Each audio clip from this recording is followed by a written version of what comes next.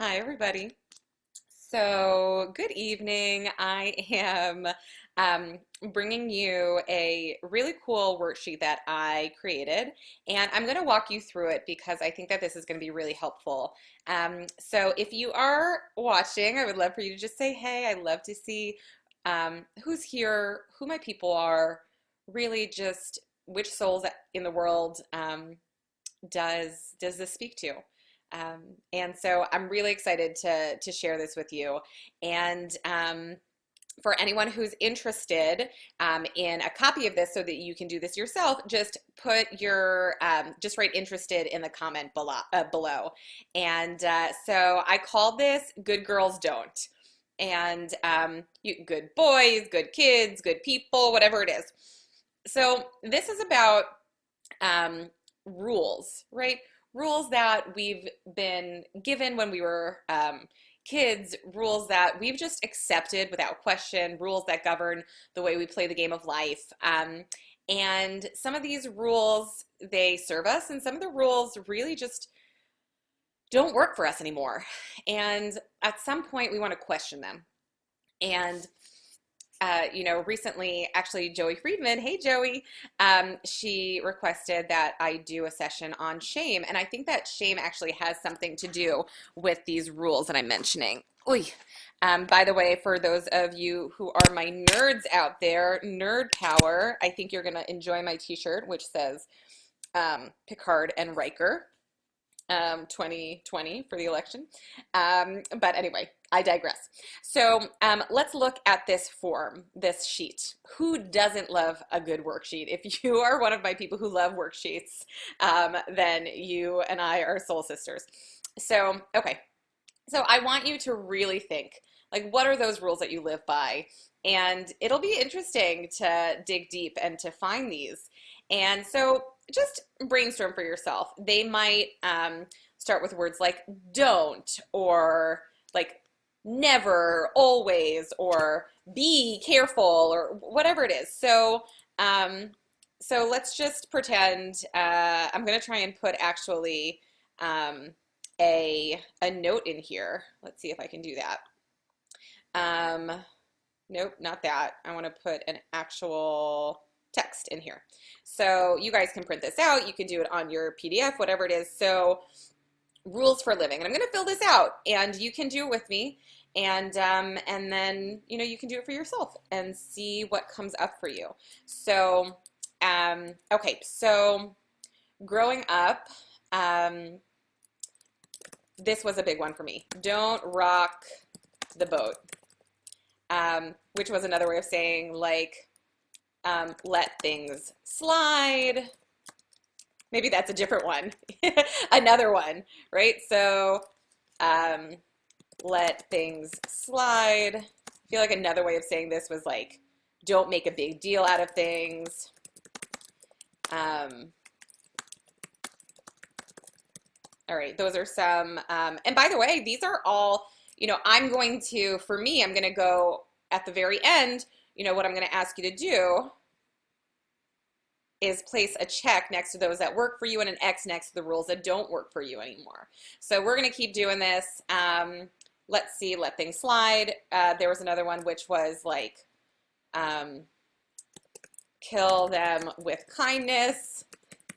You're seeing, like, there was another one which was treat everyone, no matter their job, with dignity. I really like that one, right? These are all of our rules. They're not bad rules, good rules. These are just rules to live by. So don't hold back. Let's see what else I can put in there. In my family, we had like a lot of don't hold grudges.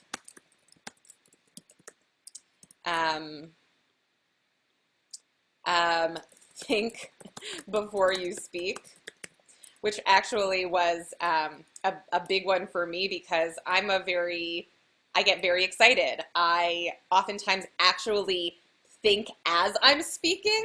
And so that was a hard one for me to try and figure out where I was in that. Think before you speak.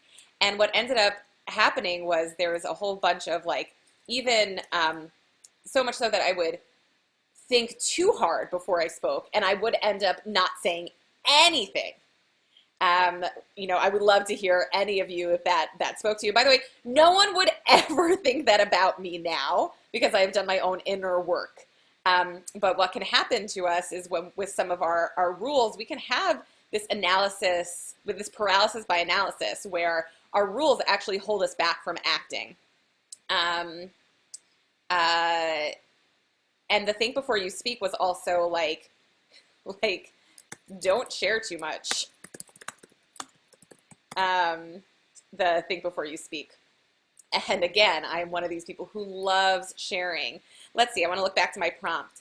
Um, there's always kind of like, I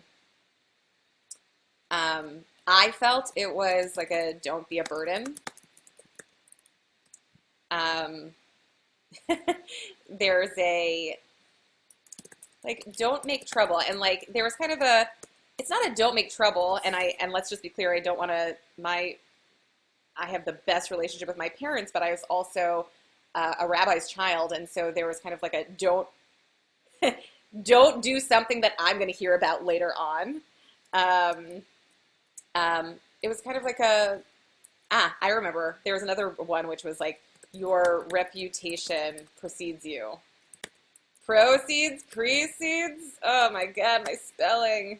Proceeds, I'm a little embarrassed. There's another one, which is thou shalt not write things.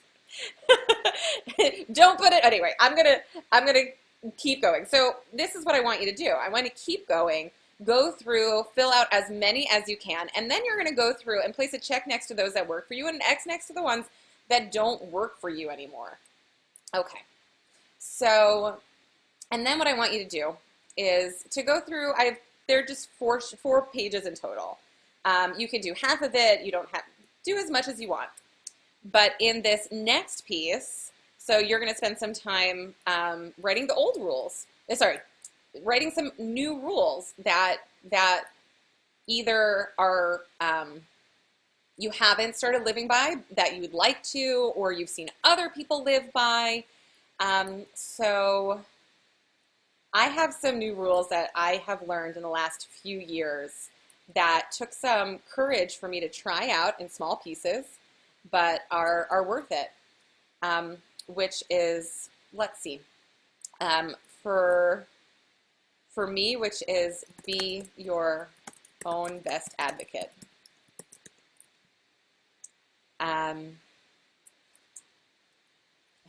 You are no good to anyone else if you are overwhelmed and need to hide in a corner.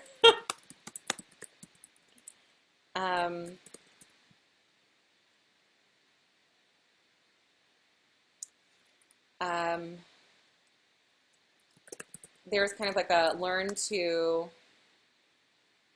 locate. That was not. You define what success means. So these are kind of rules. These are kind of mantras. You could even, by the way, old rules or new rules. Don't go to bed angry. Those are good rules. And I would say don't mistake gratitude with fear. So I'll tell you what I mean by that. A new one, which is like, sometimes I would struggle with myself, be grateful for what you have, and I didn't realize that I was kind of having this shame or fear around wanting more. So it's, don't mistake gratitude with fear, or some version of that. And I think that, those of you who's kind of like, your heart kind of beats with mine, you'll understand that sometimes we feel guilty. Why can't I just be happy with what I have? And so this is, it's an amazing opportunity for people to really create their own new way of living. So I created this fun worksheet, and again, if you want a copy, just let me know. Um, and I'll be happy to share it with you. So this is, again, um, what we want is awareness. We want, we want to be able to see ourselves with clarity, and and if we want to experience a greater sense of satisfaction, which most of the people who come to me, one of the biggest things that people are looking for is to feel happy with what they've done with their lives, to really be able to enjoy the work that they've done, because the people I work with are really hardworking, um, and giving, and we are respectful, loving people, and we are reverent, and we value the opinions of other people. I would even put a new rule in, which is don't just value the opinions of other people, value your own opinion. That would be another rule for me, a new rule for me. So, um, but what we can do is we can start asking ourselves questions and seeing nuance. And I'll often say to people, if you want more satisfaction in life, then you can see that lower amounts of judgment leads to higher amounts of satisfaction. And by judgment, let's be clear, judgment has this knee-jerk reactivity in it. Discernment is something else. Discernment is being able to see nuance in things. But the judgment is the reactivity. It is the shame. It's the discernment, but with shame. And I would actually even say that the judgment, that shame aspect, keeps us from really being able to discern with any form of clarity. Fear and judgment really makes it hard for us to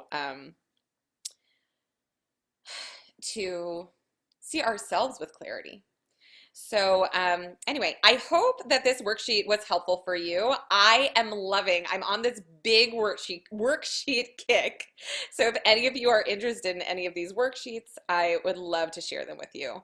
And hope you have a good night. Again, if you are watching this on replay, just give me a big old replay in the comment box, and can't wait to see who appears here.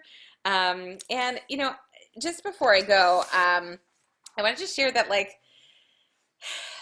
that if you know that what I am teaching, if you know that I am talking to you, then I want to actually literally speak to you in the next few days and see if how I help people is something that could actually change your life. Maybe it's your next big step for yourself. And so I'm going to drop a link in the comment box with access to my calendar. And you can simply just put yourself on my calendar and see if, even if it's just to talk, even if that's where things end. And on our call, I'm going to ask you questions. I want to get to know your vision. I want to see what your biggest challenges are. I want to get to know you on a deeper level. And, if and only if I believe that that the coaching I do with people can benefit you, if it's a good fit for you, then I'm going to invite you into what I do. And I only work with very few people. My congregational work, is where my focus for the most part is, but I do take a few clients. And I can sense that there are going to be people watching this who are going to say, I want to book a call with me, but I'm afraid that, I don't want to take up her time, or I don't think it's going to go anywhere, or, you know, I don't even know what coaching is, whatever it is. Or even what if I can't overcome overwhelm? Or what if I can't find ways to have balance? What if I can't ever learn to figure out how to accomplish, but also love what I've already done and learn how to accept myself as I am? Um, you know, if that's what you're thinking to yourself, then I definitely recommend you booking a phone call. Um,